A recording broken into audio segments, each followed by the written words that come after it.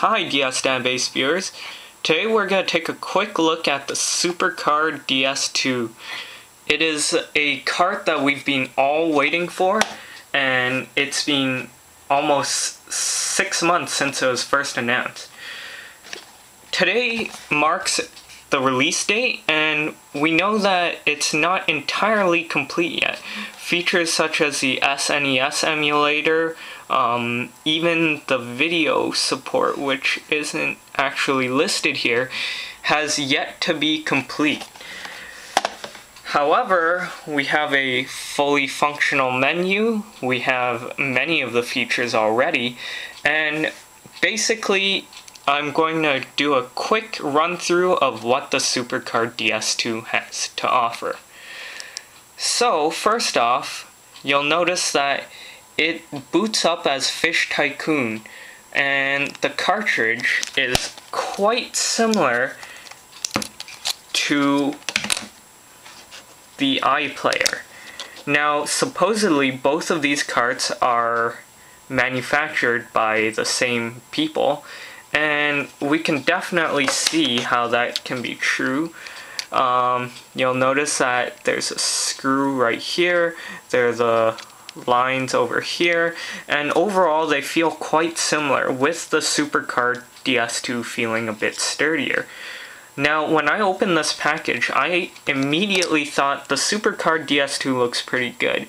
There's the chips sticking out, there's 3 of them, I think, and you don't really notice them even if you tilt it at an angle. Where's the iPlayer? Okay, this doesn't really work, but you can barely feel the difference. However, I realized later on that it is not very smooth entering and exiting the DS. It's tough. You gotta pull it out. Now, I suppose that shouldn't matter too much if they got the menu right. So let me just start off by saying I think the menu is a huge jump up from EOS, and I thought EOS was significantly better than their first firmware already. You'll see that they copied the DS menu with the bar down here, the icons, and while these names are not particularly nice, I found out that you can actually remove these icons if you fiddle with your microSD. So I have absolutely no use for these two, so I plan to remove them sooner or later. Now let's go through what interests us the most.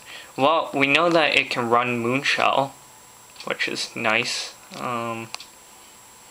and currently, this is their only video support and ebook support.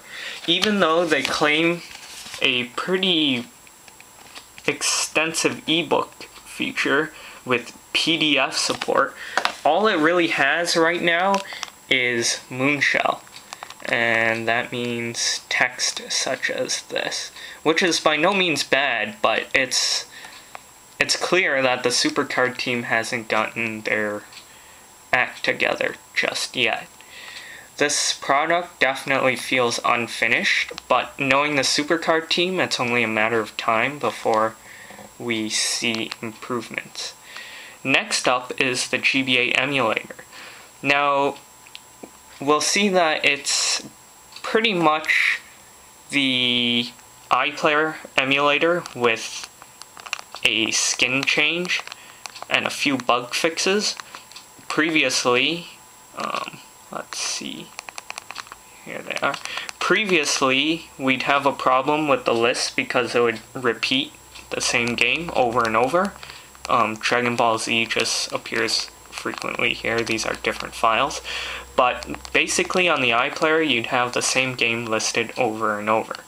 Now, what's disappointing is that the compatibility is very much the same. Pokemon still does not run, and let's see here. There we go. However, many games do run just fine. Here's Golden Sun. Keep in mind that this is a first impression, so I have not actually gone out of my way to test ROMs yet, nor do I plan to finish this review until we get a better firmware. So, we've seen these two, and now, more importantly, we want to see how their main menu looks. It's a very smooth menu. People will immediately recognize that this is very similar to AKAIO and the Ace card firmware. It moves like it, it runs like it, and over here they added copy, paste, and delete. The skins, there's 2 of them currently, and I'll show you the silver one. This is the default skin. Let's see. The top is pretty nice, it has a clock, and the bottom, they're different. You have the grid view and the list view, and those are the only 2 views currently supported. And let's see. You'll notice that you can change the language to Chinese, and though the Supercard DS2 comes in Chinese and English, or Chinese and global versions, they are not limited to one language. So even though you buy a Chinese version, you can easily go and put the English software on it. Or rather, put the Chinese software and switch it to the English language. Another rather cool feature is that they have one single hotkey that accesses a menu to do all its fancy features, and you can actually choose what keys you want. So if I wanted it to say start and select, I can change it, although I quite like the selection they have right now. Now let's pick a game. I was using this one, and if you click X, it'll show you we can choose a save slot, so multi-save is perfectly fine. You can turn cheats on and off, and of course Supercard's famous clean mode. Now, I just wanted to show you guys the coolest feature of the Supercard DS2 currently out right now. And you'll see that I don't actually have a save file here, but if you click the hotkey selection that you set yourself, you can access a real-time guide, real-time save, etc. And you'll see that it still breaks the lines, so let's see.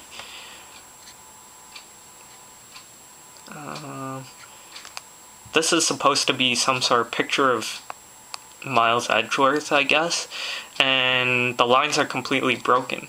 However, it's done fairly well because it's readable now, and the scrolling is just fantastic. It's better than anything we've seen before. Also supported is BMP files. So here's a picture of Ace Attorney Investigations, and you can see how this could be very helpful in a real-time guide situation. Furthermore, we have, of course, cheat codes, and the free cheat feature, which I will talk about in my second video.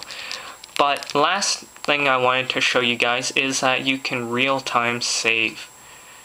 You'll see that this is faster than what we had before. So, let's see. This is significantly faster than the Supercard, the old Supercard, the Cyclo DS, the M3, and the compatibility, as far as I've tested, is fairly good right now. I haven't seen much glitching or anything. So, this is my Supercard DS2 first impressions. Be sure to look at my second video where I show you guys how to use a free cheat mode. Thanks for watching.